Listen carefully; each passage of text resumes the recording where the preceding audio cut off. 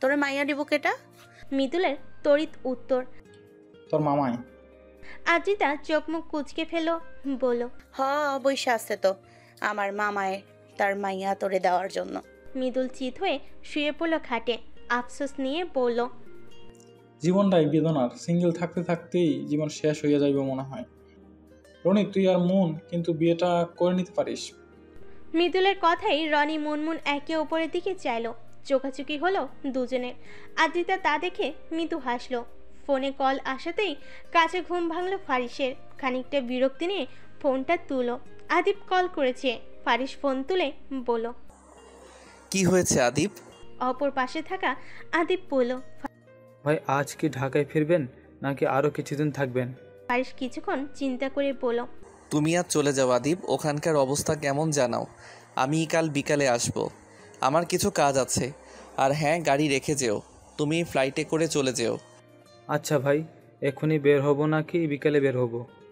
সেটা তুমি ভেবে নাও। যদি এখন থাকতে ইচ্ছে করে, সমুদ্র ঘুরে দেখতে মন চায়, তাহলে থাকো, বিকেলে যেও। আমি জানি তোমার সমুদ্র পছন্দ। কাজের চক্করে এবার সমুদ্র দেখতে যেতে পারোনি, তাই সমুদ্র দেখে বিকেলে যাও। আমার কাল রাতে ঘুম হয়নি, তাই আর কল করো না কেমন? তবে যাওয়ার আগে মেসেজ দিয়ে যেও।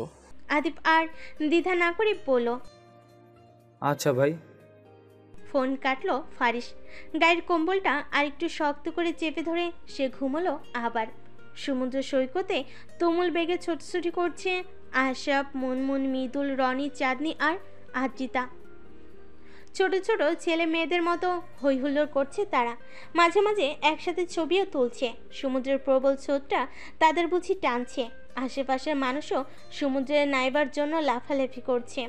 আশরাফ, মৃদুল আর রনি ছুটল সমুদ্রে ভিজতে।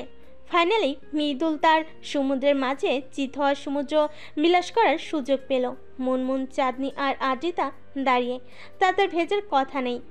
পাবলিকলি এভাবে ছেলে মেয়ে গোসল করাটা তাদের পছন্দ হচ্ছে না। তবে সমুদ্রে গোসল করার ইচ্ছে নেই যে এমনটা নয়। আদ্রিতা তার হাতে থাকা ক্যামেরা দিয়ে মৃদুল ওদের ছবি তুলল। মুনমুন আর চাঁদনিও তুলল। তারা বাইকে উঠে দূর দূরান্তে অল্প ঘুরল।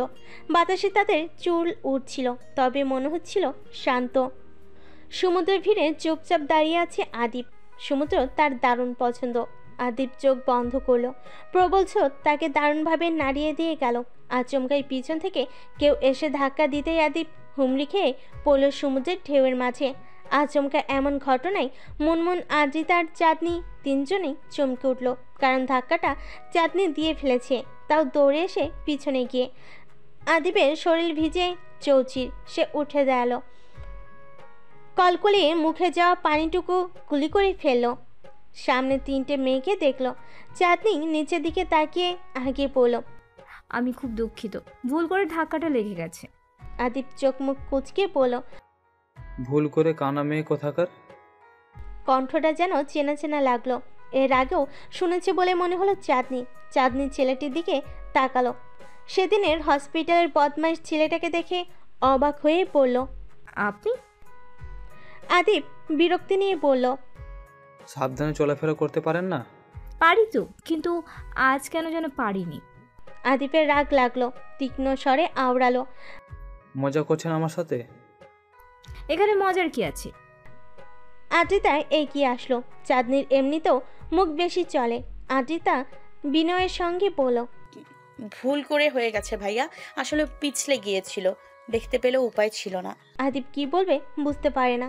আদ্রিতাকে দেখলে তার ভাবি ডাকতে মন চায়। আদিপকে চুপ থাকতে দেখে চাঁদনি বলল, আমরা কি চলে যাব?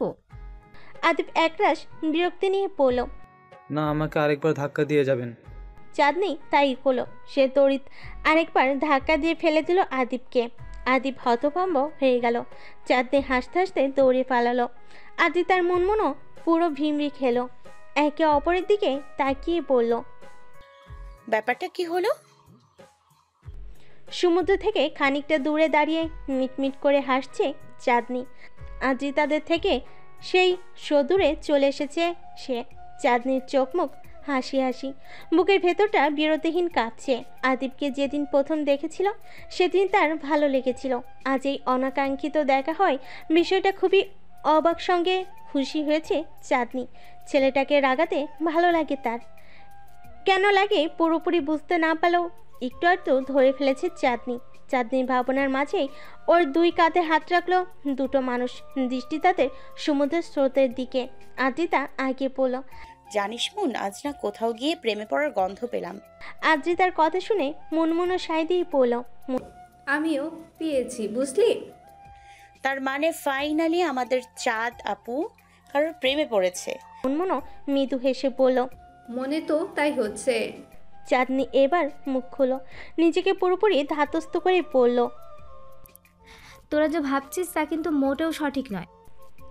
আদ্রিতা মনমনের দিকে তাকালো, বলল, মুন শুনেছিস আমরা যা ভাবছি তা নাকি সঠিক নয়? শুনছি তো আদু, কিন্তু কথা হলো আমরা কি ভাবছি? সে তো চাঁদ আপু জানে। চাঁদনি রাগ দেখিয়ে দুজনের থেকে নিজেকে ছাড়িয়ে পড়ল। তোরা একটা যাচ্ছে তাই। কথাটা বলে হানহনিয়ে হেঁটে গেল চাঁদনি। এগুতে এগুতে মৃদু হাসলো ঠিকই, আদ্রিতার মনমনো হাসলো। আদ্রিতা চেঁচিয়ে বলল, চাঁদ আপু এখন কি আর আমরা খাই সুজি? আদ্রিতার কথা পিঠে মনমনো চেঁচিয়ে বলল, তাই তো, চাঁদ পাখি যতই লুকাক আমরা কিন্তু অনেক কিছুই বুঝি। হেসে উঠল আদ্রিতার মনমন। চাঁদনিও তাদের কথোপকথন শুনতে পেয়ে হাসলো খুব। চাঁদনি অনুভব করলো প্রথমবার কারোর প্রেমে পড়ার অনুভূতিটা দারুণ। রাগে ফুঁসতে ফুঁসতে সিঁড়ি বেয়ে উঠছে উপরে আদিপ। ইচ্ছে করছে ওই বদমাশ মেয়েটাকে ঠাটিয়ে একটা থাপ্পড় বসাতে, কিন্তু আফসোস পারছে না। তার সমুদ্র বিলাসের সম্পূর্ণটাই বৃথা গেল। আদিপ দ্রুতই নিজের রুমে ঢুকে পড়ল। এবার আর সমুদ্রে যাবে না, এবার সোজা ঢাকাতে ফিরবে। যাওয়ার পথে ফারিসের রুমটা নজরে এসেছিল আদিপের। সে বুঝেছে ফারিস ভাই আজ বেঘুরে ঘুমাচ্ছে। সন্ধ্যা 7টা। সারাদিনের হই হুল্লোড় করে হোটেলে ফিরল আদ্রিতা, চাঁদনি, মনমুন, আশরাফ, রনি আর মৃদুল। তারা আজ অনেক মজা করেছে, প্রচুর ছবি তোলা, প্রচুর খাওয়া দাওয়া, আর শেষবারের মতো সমুদ্রে পা ভেজানো, সঙ্গে সূর্যাস্ত দেখা। সূর্য অস্তের সময়টা যেন খুবই মুগ্ধনীয় কেটেছে সবার। কি মুগ্ধনীয় পরিবেশখানা! গোল থালার মতো রক্তবর্ণ ধারণ করা সূর্যটা কি সুন্দর, আস্তে আস্তে ডুবে যাচ্ছিল। ইস, আমার মতে পৃথিবীর সবচেয়ে সুন্দর দুটো মুহূর্ত হলো সকালের সূর্যোদয় দেখা আর সন্ধ্যার সময় পূর্বভাসের সময় সূর্যাস্ত দেখা। দারুণ দুটো মুহূর্ত। মৃদুল তাড়া দিয়ে পড়ল। অতঃপর কক্সবাজারের ভ্রমণ আমাদের এই পর্যন্তই। সবাই সবার ব্যাগপত্র গুছিয়ে আদুদের রুমে আয়। শেষ একটা চা আর নান রুটির ভোজন হবে, তারপর সবাই ব্যাগ। মৃদুলের কথা শুনে সবাই হেসে হেসেই পড়ল, ঠিক আছে। আদ্রিতার মনমন নিজেদের রুমে ঢুকলো। মুনমুন তার ব্যাগপত্র বের করতে করতে বলল, তারপর তুই থাকিসই। আদ্রিতা খানিকটা মুড অফ করে পড়ল, ইচ্ছে তো ছিল না, কিন্তু কি করার। যাক, প্যারা নাই, চিল। দেখা হবে, এখন দ্রুত কর। মুনমুন দ্রুত তার ব্যাগ গোছাতে ব্যস্ত হয়ে পড়ল। আদ্রিতার একটা কল আসলো। সে দ্রুত কলটা রিসিভ করে চলে গেল বেলকুনিতে। আড়মোড়া ভেঙে শোয়া থেকে উঠে বসলো ফারিস। মাথা ভার হয়ে গেছে তার। আজ সারাদিনটা সে ঘুমিয়ে কাটালো। এত ঘুম হওয়ার কথা ছিল না, তাও এত কিসের ঘুমালো ভাবছে।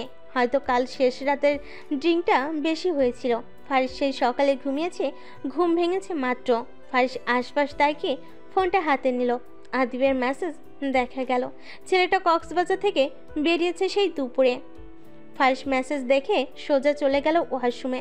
একটা শাওয়ার নেওয়া দরকার। আপনি চিন্তা করবেন না স্যার, আমি কাল সকালেই চলে যাব। অপর পাশের ব্যক্তিটিও বলল, ঠিক আছে আদিতা, কাজটা সেরে তুমি বিকালেই চলে আসতে পারবে। তোমার গাড়িটা আর নিয়ে নাও। জি স্যার। আচ্ছা শোনো, লোকেশনটা তোমার ফোনে পাঠিয়ে দিচ্ছি, কেমন? আচ্ছা স্যার, দেন। ফোন কাটলো আদ্রিতা। ফোন কাটার কিছু সময়ের মাঝেই আদ্রিতার ফোনে মেসেজ আসলো। সে দেখলো আদ্রিতার সার্জারির কাজটা বিকেল থেকে সরিয়ে সকালে আনা হয়েছে। সকাল 10টায় অপারেশন শুরু করলে, সব ঠিক থাকলে দুপুরের মধ্যে হয়ে যাবে। আর দিন থাকতেই বিকেলের মাঝে বাড়ি ফিরতে পারবে আদ্রিতা। বিষয়টা ভালো হয়েছে। আদ্রিতা জোরে একটা নিঃশ্বাস নিল। তারপর চলে গেল ভিতরে। ততক্ষণে মুনমুনের গোছ গাছ কমপ্লিট, এবার শুধু নিজের রেডি করা বাকি। রাত 8টা, মোটামুটি চা আর নান রুটির ভোজন শেষ করে হোটেল গেটের বাইরে দাঁড়িয়ে আছে আশরাফ, মুনমুন, চাঁদনি, মৃদুল, রনি আর আদ্রিতা। আদ্রিতার গায়ে চাদর জড়ানো, বাইরে বেশ শীত পড়েছে। আদ্রিতা সবাইকে বিদায় দিতে নিচ পর্যন্ত এসেছে। মৃদুল বলল, আদু শোন, আজ আর হোটেল থেকে বের হবি না, খাবার দাবার যা আছে এগুলোই খাবি, একা বের হবি না কেমন? ঠিক আছে।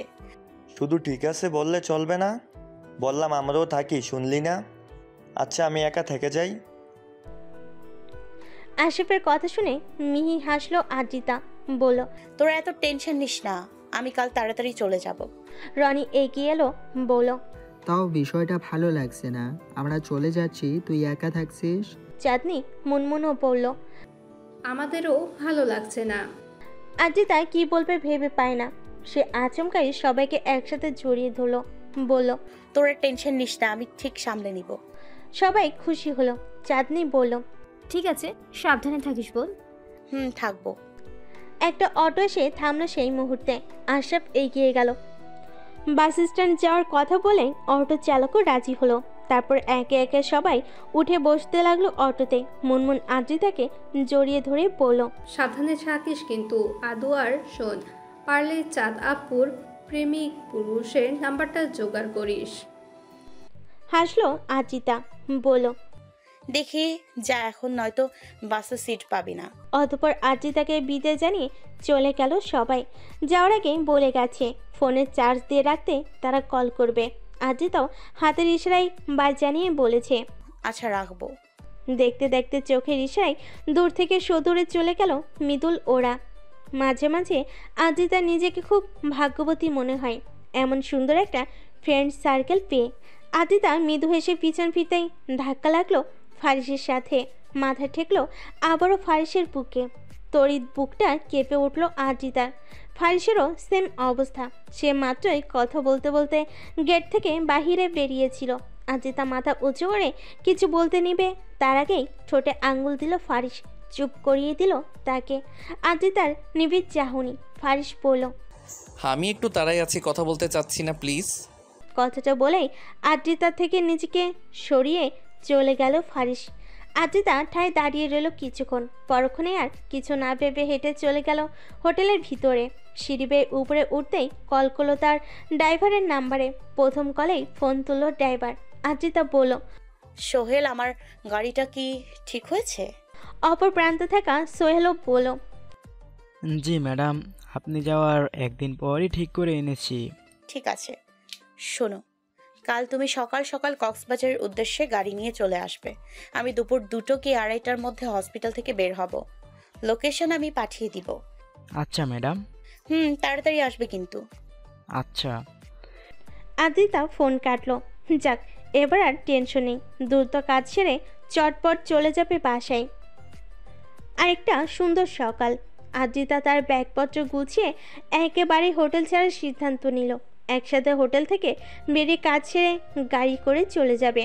আদ্রিতা পুরো রুমটা একবার চেক করে হোটেল কর্তৃপক্ষকে চাবিটা দিয়ে বেরিয়ে পড়লো হোটেল থেকে। টাকা পয়সা মিটমাট কাল রাতেই কমপ্লিট তাদের। অন্যদিকে ফারিসও তার জিনিসপত্র গুছিয়ে নিল। প্রথম গাড়ি করে একটা জায়গায় যাবে ফারিস, তারপর দুপুরের দিকে ঢাকার উদ্দেশ্যে বের হবে। হোটেলে আর ঢুকবে না, তাই সব গুছিয়ে গাছেই বের হচ্ছে। আদ্রিতা বের হওয়ার 5 মিনিটের মাথাতেই ফারিসও বের হলো। কক্সবাজার সেন্ট্রাল হসপিটালের বাহিরে দাঁড়িয়ে আছে আদ্রিতা। ঘড়িতে দুপুর 2টোর কাটাই ছুঁই ছুঁই। আদ্রিতার কাজ শেষ হয়েছে আধা ঘন্টা পেরিয়ে গেছে। বর্তমানে সে অপেক্ষা করছে তার গাড়ি আর ড্রাইভারের। আদ্রিতা খানিকটা বিরক্তি নিয়ে ফোন করলো সোহেলকে। রিং হতেই সোহেল ফোন তুলো, খানিকটা ঘাবড়ানো নিয়ে বলল, আপনার কি কাজ শেষ হয়ে গেছে ম্যাডাম? আদ্রিতা নিজেকে ধাতস্থ করলো, রাগটা দমিয়ে রেখে বলল, তুমি কোথায় সোহেল? আমি আধা ঘন্টা যাবত অপেক্ষা করছি। আমার কাজ আধ ঘন্টা আগেই শেষ হয়ে গেছে। সোহেল থরথর করে বলল, ম্যাডাম একটু অপেক্ষা করুন, আসলে রাস্তায় প্রচুর জ্যাম থাকায় আটকে পড়েছি। আদ্রিতা নিজেকে সামলালো। কিছু বলার জন্য মুখ খোলার আগেই পিছন থেকে উঁচু লম্বাটে টাইপের একজন লোক এসে দাঁড়ালো। গলা খাকারি দিয়ে বলল, আপনি ডক্টর আদ্রিতা তো? আদ্রিতা তৎক্ষণাৎ পিছন ঘুরে চাইল। অনাকাঙ্ক্ষিত লোকটিকে দেখতে পেয়ে বলল, জি আমি ডক্টর আদ্রিতা। লোকটা খানিকটা এগিয়ে এসে বলল, আপনার সঙ্গে কিছু কথা ছিল ম্যাডাম। আদ্রিতা কানের ফোনটা দেখলো। সোহেল তখনও লাইনে। আদ্রিতা সোহেলকে উদ্দেশ্য করে বলল, তাড়াতাড়ি আসো সোহেল, আমি অপেক্ষা করছি কিন্তু। আদ্রিতার কথা শুনে সোহেলও থরথর করে বলল। ফোন কাটলো আদ্রিতা। এগিয়ে এসে সামনের লোকটিকে উদ্দেশ্য করে বলল, জি বলুন, কি বলবেন? আসলে ম্যাডাম আমার বাবার বিষয়ে কিছু কথা ছিল। ওনার একটা রোগ হয়েছে। ও, কি হয়েছে ওনার? জি, ক্যান্সার। দুপুরে কড়া রোদ্দুরে আচ্ছন্ন চারপাশ। আদ্রিতা হাঁটছে। বিরক্তিতে তার মস্তিষ্ক এলোমেলো। ঘড়িতে প্রায় 3টে ছাড়িয়ে 4টার কাটাই ছুঁই ছুঁই। অথচ সোহেলের গাড়ি নিয়ে এখনও আসার নামগন্ধ নেই। এক স্থানে কারণ ছাড়া কতক্ষণ দাঁড়িয়ে থাকা যায়? তাই আদ্রিতা হাঁটছে। যদি হাঁটতে হাঁটতে সোহেলের দেখা পাওয়া যায়। আদ্রিতা একটু অধৈর্যশীল মানুষ। এক স্থানে কারণ ছাড়া বেশিক্ষণ দাঁড়াতে পারে না, তাই হাঁটছে। হাঁটতে হাঁটতে অনেকটা পথ এগিয়েছে। চারপাশ প্রায় নির্জীব। সবাই হয়তো লাঞ্চ সেরে ঘুমোতে ব্যস্ত। আদ্রিতা চারপাশ দেখছে আর হাঁটছে। আচমকাই পায়ের সাথে কিছু বাজতেই হোঁচট খেল আদ্রিতা। ব্যথায় আজ জাতীয় শব্দ বের হলো আপনা আপনি। সে নিচে বসে পড়ল। একটা বড়সড় লোহা তার জুতোর ভিতর দিয়ে পুরো ঢুকে গিয়েছে। আদ্রিতা দ্রুত টান দিয়ে লোহাটা বের করলো। সঙ্গে সঙ্গে কলকলিয়ে রক্ত বেরিয়ে আসলো পা দিয়ে। আদ্রিতা যথাসম্ভব নিজেকে সামলে ব্যথাটা হজম করলো। আশেপাশে তেমন কাউকেই দেখা যাচ্ছে না। আদ্রিতা একটু জায়গা বুঝে একটা গাছের নিচে বসলো। ব্যাগ থেকে স্যাভলন ব্যান্ডেজ বের করলো। আদ্রিতা সবসময় ছোটোখাটো ডাক্তারি সরঞ্জাম ব্যাগে নিয়ে ঘোরে।